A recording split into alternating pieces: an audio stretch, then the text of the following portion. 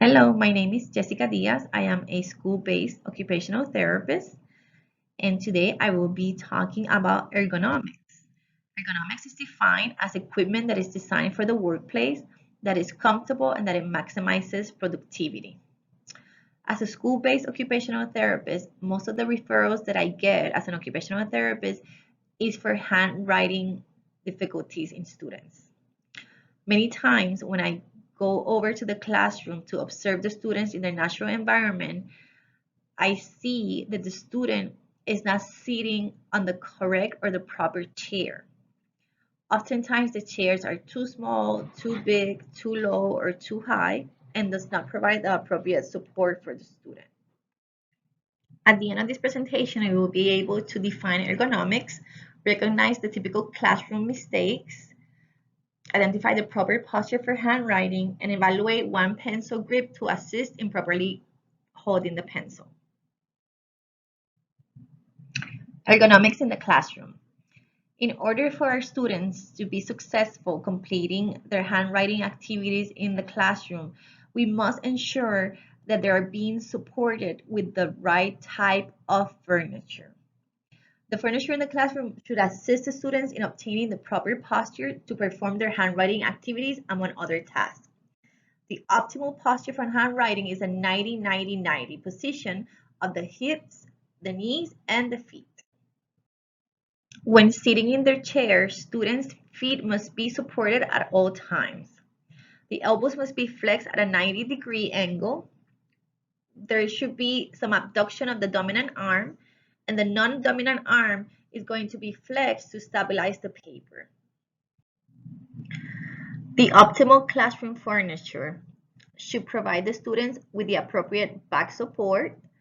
It should be the appropriate height of desk. It should be the appropriate size of the chair, not too small, not too big, but just right to provide the right support for the student. The desk should be positioned in relation to the board so that students can see the board easily. One of the most common types of desks that we find in our schools these days are the ones that come with the chair and the desk mounted together. These are not always the best options for our students because all those chairs and desks are the same height and the same size, but not all the students are the same size and the same shape.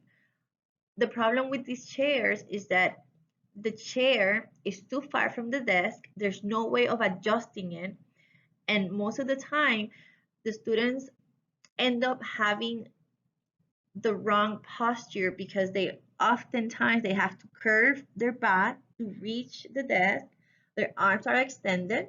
Other times, they end up scooting to the front so they can reach the desk and they are left with no back support. So this is just going to cause the students to get tired and fatigued during the day because they're constantly having to adjust their body to be able to complete their handwriting activities. Oftentimes when I walk into the classrooms to observe some of my students that the teachers have complained that have handwriting difficulties, I find that they're most of the time they're just sitting on the wrong type of chair.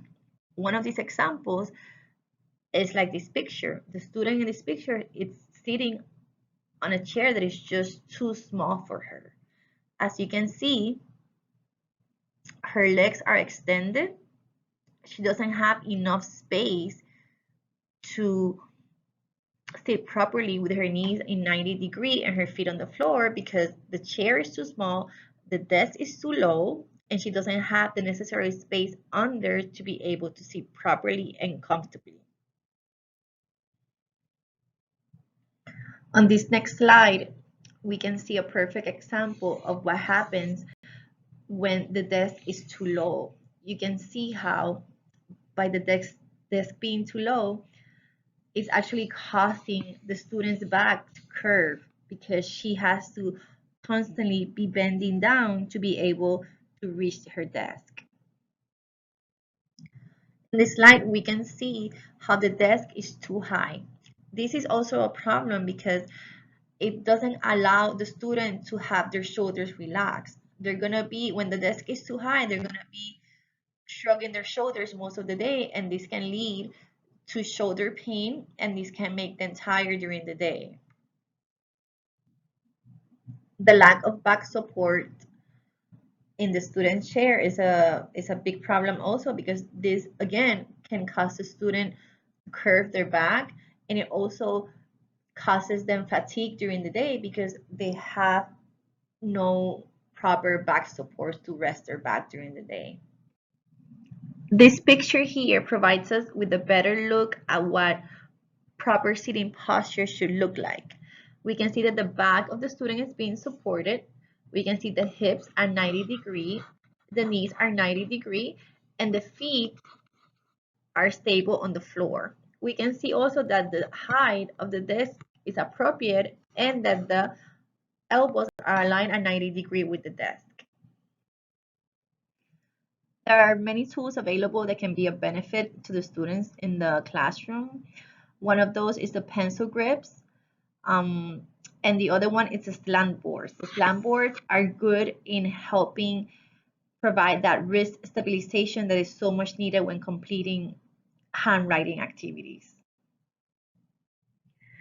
In conclusion, the research has shown that not providing our students with the proper furniture can impact negatively their cognition, it can impact negatively their physical body, it can lead to poor concentration, to poor memory, and lower levels of achievement in their academic setting. I hope you have enjoyed my YouTube video. On the next slide, I will be providing some additional educational links that can be of great benefit. Thank you.